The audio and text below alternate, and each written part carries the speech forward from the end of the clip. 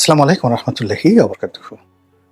Donald ট্রাম্পের যন্ত্রণায় সারা দুনিয়া অতিষ্ঠ। আমরা ইতিহাসে যারা পাগলা রাজাদের গল্প শুনেছি কিংবা নাটক সিনেমা দেখেছি, এই পৃথিবীতে আমেরিকাকে কেন্দ্র করে এই মুহূর্তে যা কিছু হচ্ছে এবং ডোনাল্ড ট্রাম্প নিজে যে সকল কর্মকাণ্ড করছেন, ইতিহাসের গল্প উপন্যাসের সিনেমার যে পাগলা রাজা, সেই পাগলা রাজাদের সকল কাহিনীকে তিনি হার মানিয়েছেন। তিনি বিশ্বকে তোলপাড় করার জন্য, তছনছ করার জন্য যে সকল কর্মকাণ্ড করছেন, তার সঙ্গে সাম্প্রতিক সময়ে যে বিষয়টি যুক্ত হয়েছে সেটা হলো তিনি যে আন্তর্জাতিক নোবেল পুরস্কার কমিটি, তাদের প্রতি ভীষণ খেপেছেন এবং যে দেশটি নোবেল পুরস্কার দেয় সেটা হলো নরওয়ে। এখানে একটা বিষয় আছে, মানে মূল ব্যাপার হলো যে নোবেল পুরস্কারটি দেয় একটা শক্তিশালী কমিটি। তো টাকা হলো সুইডেন, মানে আপনারা জানেন যে আলফ্রেড নোবেল তিনি সুইডেনের অধিবাসী ছিলেন, সুইডিশ বিজ্ঞানী ছিলেন।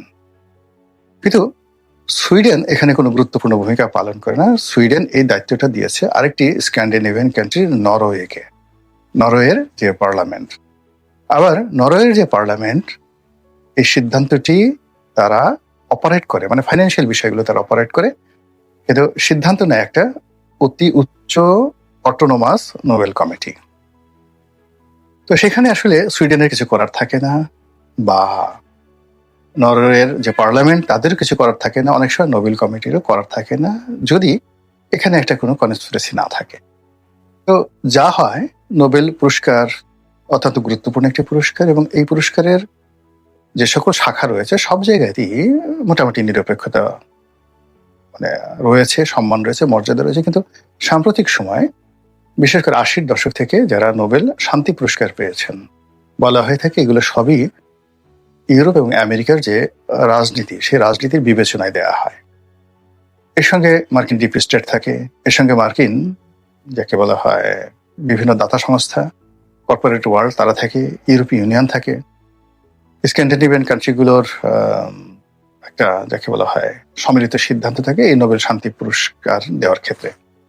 বিশেষ করে যখন ইয়াসির আরাফাতের সঙ্গে আইজাক রাবিনকে দেওয়া হলো, নেলসন ম্যান্ডেলার সঙ্গে যখন দেশমন টুটুকে দেওয়া হলো, ইউসুফ মালালা জাইকে দেওয়া হলো, মানে এই জিনিসগুলো নিয়ে, এবং এইবার ভেনেজুয়েলার মাসাদোকে দেওয়া হলো এবং আমাদের দেশে ডক্টর মোহাম্মদ ইউনূসকে দেওয়া হলো। এই বিষয়গুলো নিয়ে কিন্তু বহু বিতর্ক আছে, বহু কথাবার্তা আছে যে এইগুলো পশ্চিমা সাম্রাজ্যবাদী শক্তির একটি ক্রিয়ানক তারা। ভালো কথা। তো তাই যদি হয় তাহলে আমেরিকার প্রেসিডেন্টরা তো অহরহ সবাই নোবেল পুরস্কার পেয়েছেন, অনেকে পেয়েছেন। তো ডোনাল্ড ট্রাম্প আশা করেছিলেন তিনি এই নোবেল পুরস্কার পাবেন এবং আমাদের বাংলাদেশে একটা সময় শেখ হাসিনাকে মনে করা হতো তিনি নোবেল পুরস্কারের জন্য খুবই উদ্গ্রীব, কিন্তু তিনি নিজের মুখ থেকে ওইভাবে নোবেল পাওয়ার ব্যাপারে কখনো নেতিবাচক কথা বলেননি। তার যারা লোকজন রয়েছেন তারা আশা করতেন, আমরাও জানতাম তিনি নোবেল পুরস্কার আশা করেন, কিন্তু খেদোক্তি করে বলেছেন যে ওটা আমার দরকার নেই, আমি কি নোবেলের জন্য মুখ খাপেক্ষে কেনা বা আমি বসে আছি কেনা, আমি এমনি কাজ করি, বঙ্গবন্ধু কন্যা আমার যাকে বলা হয় কাজের মধ্যে আমার পুরস্কার। তো এই ধরনের কথাবার্তা বলতেন, কিন্তু সবাই বলতেন যে না না, মনে মনে তিনি নোবেল পুরস্কার আশা করেন।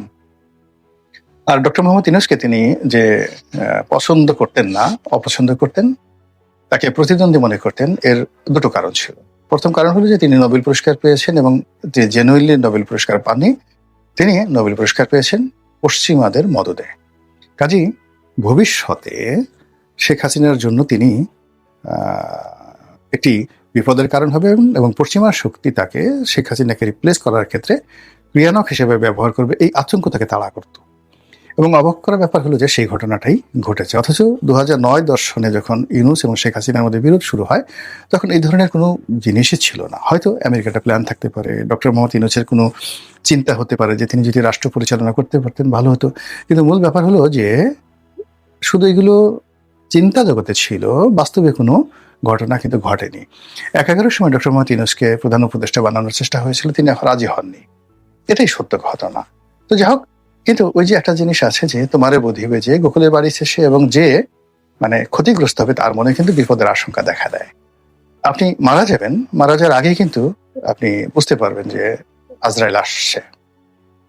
আপনি ধ্বংসপ্রাপ্ত হবেন, চারিদিকে আলো বাতাস প্রকৃতি দেখে আপনার মনে হবে যে আপনার দিকে ধ্বংস ধেয়ে আসছে, আপনি অপমানিত লাঞ্ছিত হবেন, ব্যবসায় লস করবেন, রোগাক্রান্ত হবে, এটা আপনি জানতে পারবেন, যার দ্বারা যে ক্ষতিগ্রস্ত হয়। তো সেই দিক থেকে শেখ হাসিনা কিন্তু বুঝতে পেরেছিলেন যে ডক্টর মোহাম্মদ ইউনূস তার জন্য, তার ক্ষমতার জন্য, তার রাজনীতির জন্য আজরাইলের পর্যায়ের।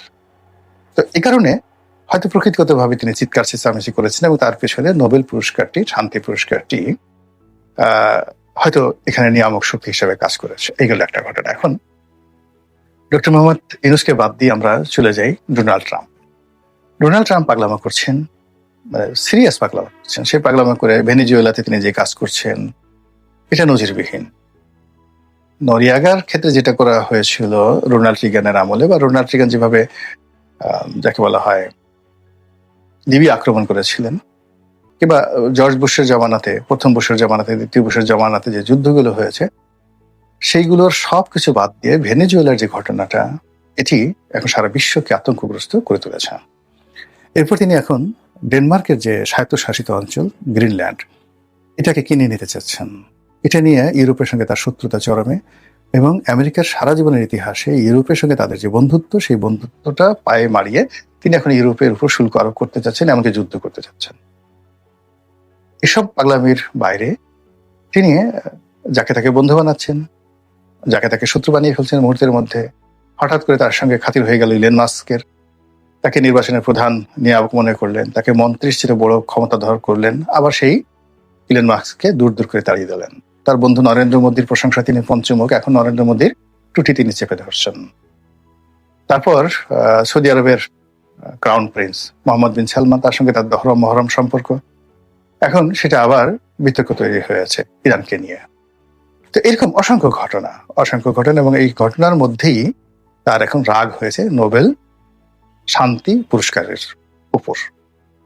প্রথমত যে এই শান্তি পুরস্কার অতীতে যারা পেয়েছে, তাদের মধ্যে প্রথমেই তিনি টার্গেট করেছেন ডক্টর মোহাম্মদ ইউনূসকে। ডক্টর মোহাম্মদ ইউনূস নোবেল শান্তি পুরস্কার পেয়েছে, এই জন্য তার ভীষণ রকম মেজাজ গরম। তিনি ক্ষমতায় এসেই ডক্টর মোহাম্মদ ইউনূসের খোঁজ খবর নিয়েছেন, এবং এখন পর্যন্ত মার্কিন যুক্তরাষ্ট্রের সঙ্গে ডক্টর মোহাম্মদ ইউনূসের হাজারো সুসম্পর্ক, মানে রাষ্ট্রীয় লেভেলে, সিভিল সোসাইটি লেভেলে, সেই সম্পর্কগুলো তিনি কাজে লাগাতে পারছেন না, কেবলমাত্র ডোনাল্ড ট্রাম্পের কারণে। আর ডোনাল্ড ট্রাম্প মনে করছেন যে ডক্টর মোহাম্মদ ইউনূস যে নোবেল পুরস্কার পেয়েছে, এটা ভালো হয়নি। তো এক্ষেত্রে যদি তিনি নোবেল শান্তি পুরস্কার পেতেন, হয়তো ডক্টর মোহাম্মদ ইউনূসের প্রাণ, সম্মান, মর্যাদা রক্ষা পেত। কিন্তু এখন সরাসরি ডোনাল্ড ট্রাম্পের টার্গেটের মধ্যে পড়ে গেছেন ডক্টর ইউনূস। নরওয়ের যে প্রধানমন্ত্রী, তাকে চিঠি লিখেছেন যে তোমরা আমাকে নোবেল শান্তি পুরস্কার দাওনি, 8টি যুদ্ধ আমি বন্ধ করেছি এই অল্প সময়ের মধ্যে, নজিরবিহীন। তারপর তোমাদের দৃষ্টিতে মনে হয় না যে আমি নোবেল শান্তি পুরস্কার প্রাপ্তির জন্য উপযুক্ত? আমি শান্তির জন্য কোনো কাজ করেছি, ভালো কথা। আমি আর এখন এই বিশ্বের কোনো শান্তি নিয়ে কোনো চিন্তা ভাবনা করব না, আমি এখন আমেরিকাকে নিয়ে চিন্তা করব। এই কথা বলে তিনি একেবারে কোনো রকম না, একেবারে ডাইরেক্ট চিঠি লিখে বসেছেন। ওদিকে নরওয়ের পার্লামেন্টের পক্ষ থেকে বা প্রধানমন্ত্রীর পক্ষ থেকে যে বিবৃতি দেওয়া হয়েছে, তাও মানে রীতিমতো তারা সারপ্রাইজ হয়ে গেছে। এও কি সম্ভব? এইভাবে কেউ কি কখনো লিখে, তাও আবার আমেরিকার প্রেসিডেন্ট? মানে একটা বেজ্জতি কারবার। কিন্তু এটাই যে বেজ্জতি কারবার তিনি করলেন মিস্টার ডোনাল্ড ট্রাম্প, এখন এটা নিয়ে আমরা যারা তৃতীয় বিশ্বের যারা লোকজন রয়েছে, আমরা কিন্তু ভীষণ রকম চিন্তিত। দুটো কারণে চিন্তিত। প্রথম চিন্তিত হলো যে শেখ হাসিনার মধ্যে একটা আফসোস ছিল যে তিনি নোবেল পুরস্কার পাননি। যদিও তিনি ডোনাল্ড ট্রাম্পের মধ্যে চিঠি লেখেননি, কিন্তু তাকে নোবেল পুরস্কার দেওয়া হোক, এরকম হাজার হাজার চিঠি বাংলাদেশ থেকে, বিশ্বের বিভিন্ন দেশ থেকে নোবেল কমিটির কাছে পাঠানো হয়েছিল, এটা আমি জানি।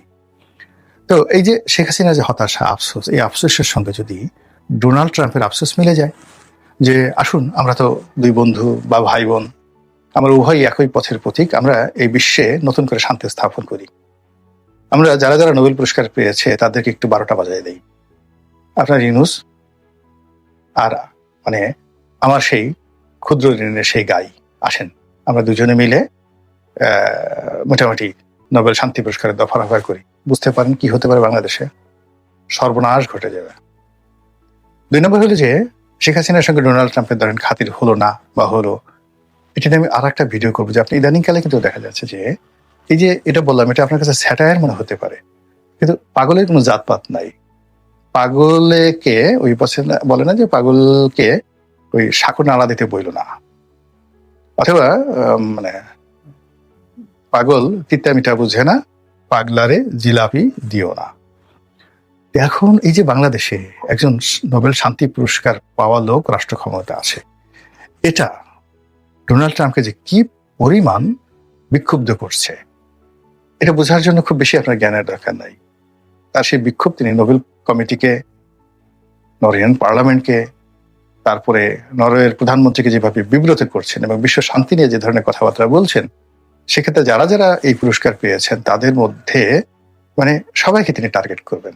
এবং ডক্টর মোহাম্মদ ইউনূসকে যদি তিনি ব্যক্তিগতভাবে টার্গেট করেন, তাহলে আমাদের ক্ষেত্রে সর্বনাশ ঘটে যাবে, বাংলাদেশের সর্বনাশ ঘটে যাবে। ডক্টর মোহাম্মদ ইউনূসের সঙ্গে যারা আছেন তাদেরও বিপদে পড়বেন। এবং ইতিমধ্যে ডোনাল্ড ট্রাম্প বাংলাদেশের ব্যাপারে যে সকল সিদ্ধান্ত নিয়েছেন, বিশেষ করে এই যে যারা বাংলাদেশ থেকে আমেরিকাতে যেতে চান তাদেরকে সেই ভিসা বন্ড জমা দিতে হবে $15,000 না $17,000, মানে প্রায় 20 লাখ টাকা।